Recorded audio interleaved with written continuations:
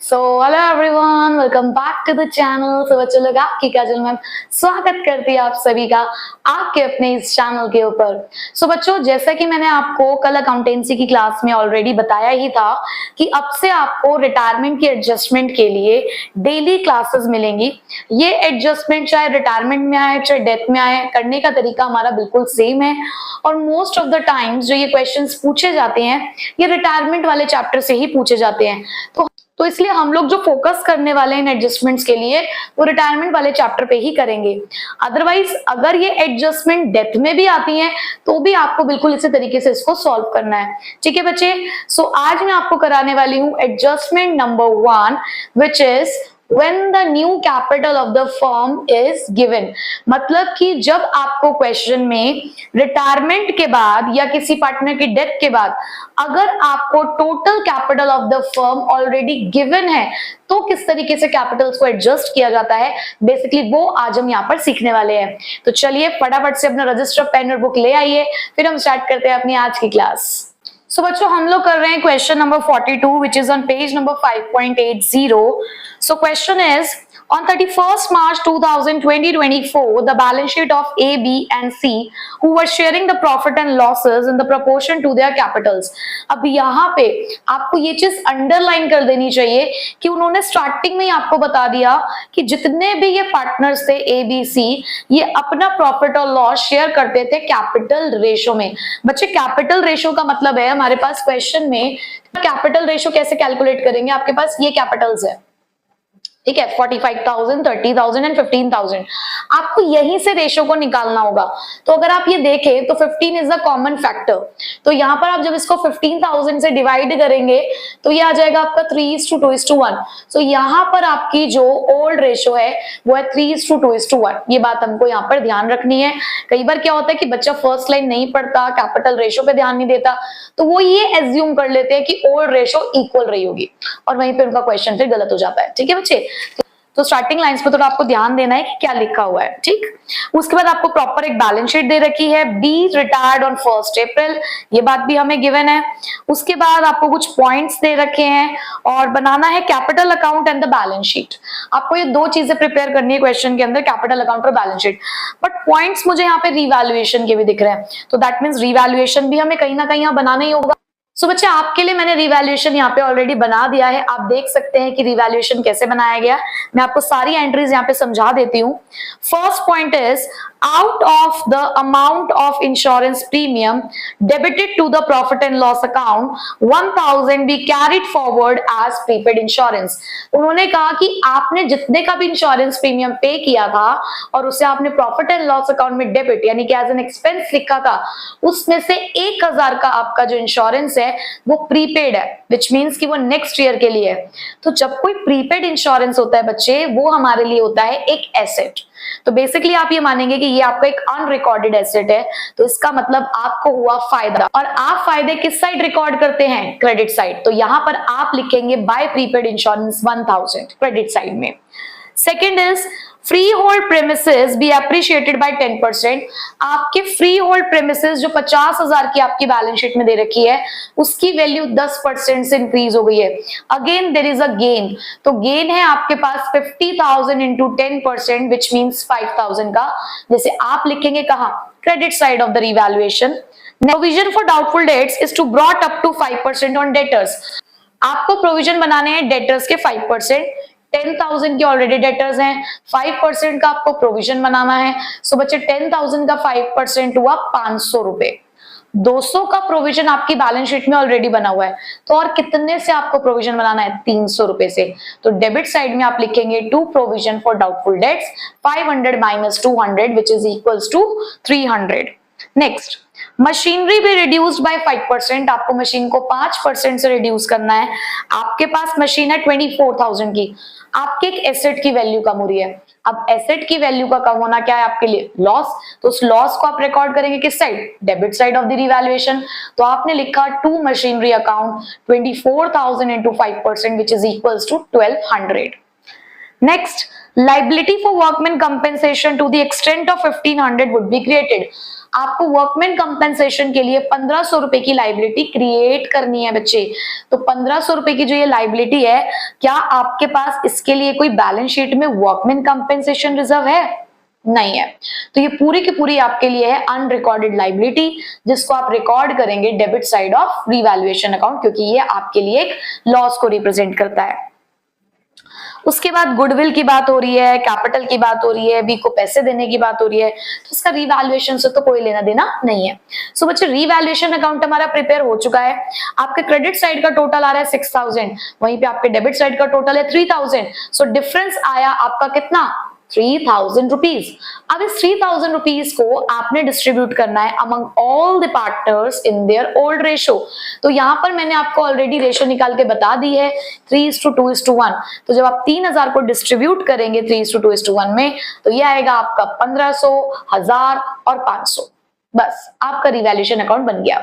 बच्चे, revaluation account मैंने यहाँ बना के इसलिए नहीं दिखाया क्योंकि ऑलरेडी बहुत बार हम रिवैल्यूएशन बना चुके हैं, और अब आई होप कि आपको रिवैल्यूएशन सबको बनाना आता है।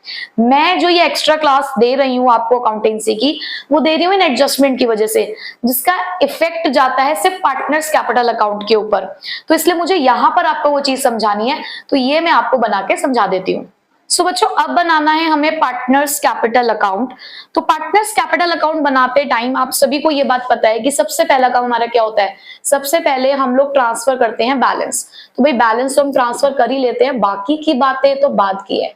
पहले जो बेसिक चीजें हैं वो हमें करके रखनी है। कैपिटल एडजस्टमेंट क्या है वो तो हम बाद में भी कर सकते हैं, बट जो मेन बेसिक चीजें जो सभी चैप्टर्स में कॉमन है, उतना काम हमें करना आना चाहिए। ठीक है, तो हमने बैलेंस ट्रांसफर कर लिया है 45,000, 30,000 एंड 15,000। अब बच्चे, उसके बाद आपने जब देखा तो लाइबिलिटी साइड में कोई रिजर्व नहीं है, एसेट साइड में कोई हमारे पास लॉस या फिक्टिशियस एसेट नहीं है। पॉइंट्स के लिए ऑलरेडी हमने रीवैल्यूएशन बनाया, वहां से हमें क्या मिला? गेन। तो यहां पर आप लिखेंगे रीवैल्यूएशन अकाउंट। कितने का गेन आ रहा था हमें? 1500, 1000 और 500। ठीक है, अब नेक्स्ट पॉइंट अगर हम देखें तो वो है गुडविल का।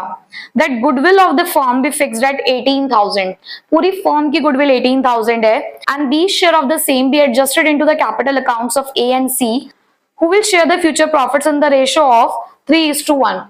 अब यहाँ उन्होंने कहा है कि जो आपको गुडविल एडजस्ट करनी है बी और ए और सी के बीच में, आपको उनकी कैपिटल अकाउंट्स के थ्रू एडजस्ट करनी है, और उनकी फ्यूचर रेशो यानी कि आपको न्यू रेशो दे रखी है 3:1। तो अब यहाँ पर आपने क्या करना है? अब आपको पता है कि जो गुडविल होती है वो गेनिंग रेशो में ही आपको डिस्ट्रीब्यूट करनी होती है। तो यहाँ पर आपको सबसे पहला काम क्या करना होगा? गेनिंग रेशो निकालनी होगी, न्यू माइनस ओल्ड। तो बच्चे, अगर मैं ए की न्यू रेशो देखूं तो वो है 3/4 और उसकी ओल्ड रेशो है 3/6। हमने यहीं से निकाल लिया था। एलसीएम लेंगे आप 12 - 6, 3/12, ये कर रहा है गेन। उसके बाद सी के लिए आप इसी चीज को कैलकुलेट करोगे तो 1/4 माइनस इसकी ओल्ड रेशो थी 1/6, एलसीएम लेंगे आप 12, ये आ जाएगा 3 - 2, 1/12, ये भी गेन कर रहा है। तो गेनिंग रेशो आपको मिल चुकी है 3:1। अब उसके बाद आपको क्या काम करना है? आपको निकालना है 20 शेयर ऑफ गुडविल। पूरी फर्म की गुडविल अगर 18,000 है और बी का शेयर कितना है फर्म के अंदर? 2/6, तो उसकी शेयर ऑफ गुडविल है 6,000 की। जैसे आप कौन सी रेशो में बांटने वाले हैं? इस रेशो में। तो यहां आप लिखेंगे बाय एज कैपिटल अकाउंट। आपको पता है ना गेनिंग पार्टनर को हम कहां लिखते हैं? गेनिंग पार्टनर को हम क्रेडिट साइड में लिखेंगे क्योंकि वो कॉम्पेंसेट करेगा हमारे रिटायरिंग पार्टनर को। तो यहां आ जाएगा 6,000 into 3/4 which is equals to 4,500। Likewise, by C's capital account 6,000 into 1/4 which is equals to 1,500। तो गेनिंग पार्टनर्स ने तो कॉम्पेंसेट कर दिया है हमारे आउटगोइंग पार्टनर यानी कि रिटायरिंग पार्टनर को। अब उसी रिटायरिंग पार्टनर की वजह से इन गेनिंग पार्टनर्स का शेयर भी कम हुआ है, तो वो आपको एंट्री इस साइड भी लिखनी होगी। ठीक है बच्चे, सो गुडविल भी लिख दिया हमने। आगे दे रखा है total capital of the firm as a newly constituted be fixed at 60,000। यही है कैपिटल एडजस्टमेंट जिसके लिए आपको ये क्वेश्चन कराया जा रहा है। टोटल कैपिटल उन्होंने कहा कि जो भी आपकी नई फर्म बनेगी उसकी टोटल कैपिटल 60,000 की है between A and C in proportion of 3/4 and 1/4 after passing entries in their accounts for adjustment, which means कि आपको ये 60,000 सिर्फ ए और सी के बीच में बांटने हैं उनकी न्यू रेशो के अकॉर्डिंग, और आपको एडजस्टमेंट भी करनी होगी क्योंकि कुछ किसी का शेयर ज्यादा आ रहा होगा तो किसी का कम आ रहा होगा। So that is actual cash to be paid और to be brought in by continuing partner as the case may be. और वो कह रहे हैं कि एडजस्टमेंट की वजह से अगर आपको लग रहा है कि किसी को पैसे लाने की जरूरत पड़ रही है तो उसके लिए भी आपको कैश से एंट्री करनी है, और किसी को पैसे ले जाने की जरूरत पड़ रही है तो उसके लिए भी आपको कैश से एंट्री करनी है। बट मेन मुद्दा तो ये है कि पहले मुझे निकालनी होगी इनकी न्यू कैपिटल। सो बच्चे यहाँ पर ए की अगर मैं न्यू कैपिटल की बात करूं तो पूरी फर्म की कैपिटल 60,000 है और ए का न्यू शेयर है 3/4, तो ए की न्यू कैपिटल कितनी आई 45,000। इसी तरीके से सी की न्यू कैपिटल की अगर मैं बात करूं तो पूरी फर्म की कैपिटल 60,000, उसका शेयर है 1/4, तो उसकी कैपिटल कितनी आ गई, उसकी कैपिटल आई 15,000 की। तो यहाँ पे बेसिकली आपको न्यू कैपिटल्स मिल चुकी है in the form of to balance C D. तो आपको सीडीज मिल गए हैं इन दोनों के, तो आपने इनको यहां लिख दिया है। ठीक है जी, क्या किया आपने, आपको क्वेश्चन में न्यू कैपिटल गिवन थी, न्यू रेशो में बांटा और आपने सीडीज लिख दिए। बस अब आपका काम हो चुका है। आपको क्या करना है, सिंपली दोनों साइड का करना है टोटल। आप इधर का टोटल अगर देखें तो ये आ रहा है 49,500 ए का, और इधर का टोटल है 46,500, तो इसका मतलब इधर का टोटल ही कम है। कितने से कम है, कितने से कम है भाई, 3,000 रुपए से कम है। भाई इधर का टोटल आ रहा है 49,500, इधर का आ रहा है 46,500, तो 3,000 से कम है।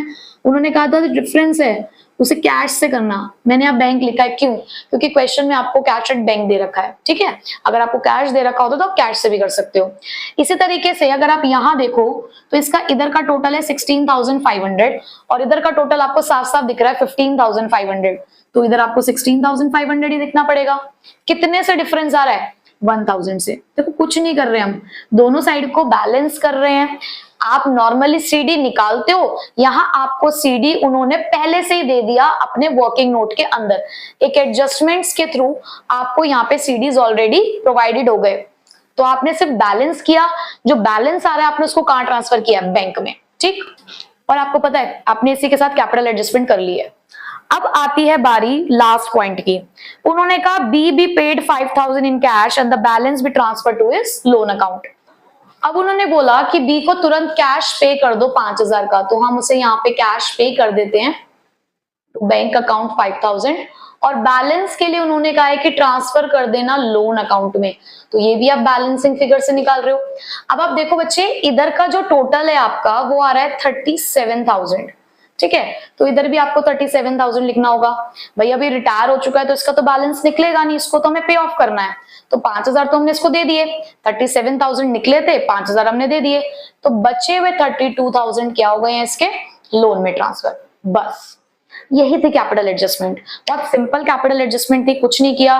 न्यू कैपिटल को न्यू रेशियो में बांटा, दोनों साइड को बैलेंस किया, उसे उन्होंने बोल ही दिया था कि कैश में ट्रांसफर करो, अगर वो बोलते तो हम करंट अकाउंट में ट्रांसफर कर देते। ठीक है, अब मैं आपको इसकी बैलेंस शीट भी करा देती हूँ और आज की क्लास हो जाएगी कंप्लीट। तो चलिए बच्चों, अब जरा देख लीजिए बैलेंस शीट को भी, ये भी मैंने आप लोगों के लिए प्रिपेयर कर दी है, मैं आपको फटाफट से इसको समझा देती हूँ। आपको पता ही है कि जब भी हम बैलेंस शीट को प्रिपेयर करते हैं तो पुरानी वाली बैलेंस शीट ही हमारे लिए बेस का काम करती है। तो जिन चीजों में किसी भी तरीके के चेंजेस नहीं आए हैं वो मैंने ब्लैक पेन से लिखा है, और जिसमें चेंजेस आए हैं वो कुछ अलग अलग स्केचेस से मैंने यहाँ पर लिखा है। अब सबसे पहले बात करूं मैं क्रेडिटर्स की, क्रेडिटर्स में कोई चेंज नहीं था, 10,800 के थे, एज इट इज आपने लिखे। चेंज कैसे हुआ ये मैं कैसे पता चलेगा, रिवैल्यूएशन को देख लो। चलो एक बार रिवैल्यूएशन दोबारा देख लो। अब आप अगर रिवैल्यूएशन में देखें तो आपने यहाँ पे क्रेडिट साइड में फ्री होल्ड प्रेमिसेस को चेंज किया है, एक प्रीपेड इंश्योरेंस नाम का न्यू एसेट है आपके पास। वहीं पे डेबिट साइड में अगर आप देखें तो आपके पास मशीनरी है, प्रोविजन फॉर डाउटफुल डेट्स है, और एक अनरिकॉर्डेड लाइबिलिटी है आपके पास, लाइबिलिटी फॉर वर्कमैन कंपेंसेशन। तो आपको ध्यान रखना है कि इन सभी चीजों को आपको बैलेंस शीट में भी इसको रिकॉर्ड करना होगा। उसके बाद तो क्रेडिटर्स में तो कोई चेंज नहीं था, अभी हमने रिवैल्यूएशन देख लिया है, 10,800 से आपने क्रेडिटर्स लिख दिए। Outstanding expenses as it is 5,000 के हमने लिखे। उसके बाद कैपिटल अकाउंट्स है, अब कैपिटल अकाउंट्स आपके चेंज हुए थे, तो जरा आप देखो यहाँ पे कैपिटल अकाउंट्स के अंदर ये जो न्यू कैपिटल बैलेंसेस हैं 45,000 और 15,000, यही कैपिटल के बैलेंसेस आप लिखेंगे।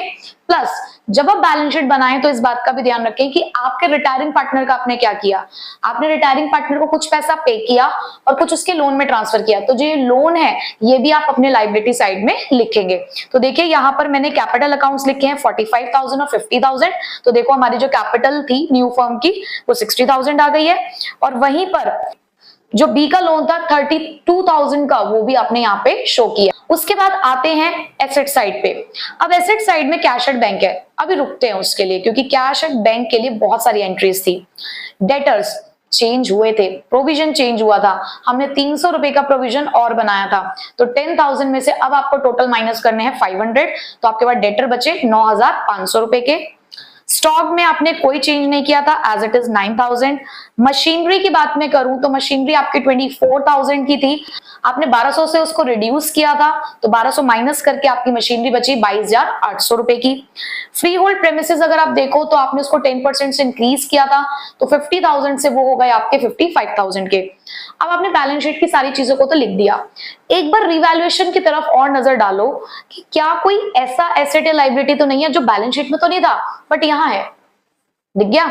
डेबिट साइड में लायबिलिटी फॉर वर्कमैन कंपेंसेशन और क्रेडिट साइड में प्रीपेड इंश्योरेंस।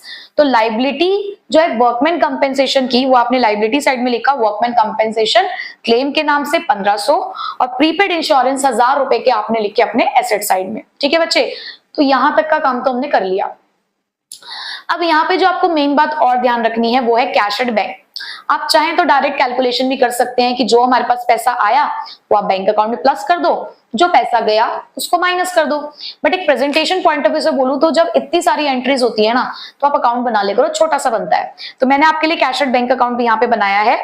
तो सबसे पहले क्योंकि बैंक हमारे लिए एक एसेट है, एसेट के ओपनिंग बैलेंसेस क्या होते हैं, डेबिट, तो आपने टू बैलेंस बीडी जो बैलेंस शीट के अंदर आपको 13,000 रुपए दे रखे हैं वो आपने लिखे। अब ये जो बैंक अकाउंट आपने क्रेडिट साइड में लिखे हैं, बेसिकली ये 3,000 और 1,000 हमारे पार्टनर्स लेकर आए हैं बिजनेस के अंदर, तो आपने क्रेडिट साइड की एंट्रीज को कहां ट्रांसफर करना है, डेबिट साइड में ट्रांसफर करना है। तो आपने लिखा to A's capital 3,000, to C's capital 1,000। अब उसी तरीके से डेबिट साइड में देखो आपने यहाँ बैंक पे भी किया है, बैंक से आपने पेमेंट भी करी है 5,000 की, तो इसे आप कहां लिखेंगे, क्रेडिट साइड में, इस नाम से बाय बीज कैपिटल अकाउंट 5,000। तो अब आपने बैलेंस जब निकाला तो आपके डेबिट साइड का टोटल आ रहा है 17,000, उसमें से आपने माइनस किया 5,000, तो बाय बैलेंस सीडी निकला आपका 12,000, और यही 12,000 आपने लिखा अपनी बैलेंस शीट में, और आपकी हो गई है बैलेंस शीट टैली, और आपका बैलेंस शीट का टोटल आया 1,09,300। बस इतना ही करना था आपको। जो आज मैंने आपको करा दिया है कैपिटल एडजस्टमेंट नंबर 1। अब आपको क्या करना है, इसी कैपिटल एडजस्टमेंट के 2-3 क्वेश्चन आपको बुक में दे रखे हैं, तो आपने पहले एडजस्टमेंट समझी, फिर अपने आप एक क्वेश्चन तो एटलीस्ट आपने ट्राई कर लिया ताकि आपको साथ साथ एडजस्टमेंट ही आ जाए। बहुत टफ नहीं है, बिल्कुल ईजी है। कल हम मिलेंगे अब इसकी अनदर एडजस्टमेंट के साथ, ठीक है बच्चों। तो कल मिलेंगे आपसे एक नई एडजस्टमेंट के साथ। So till then take care, bye bye.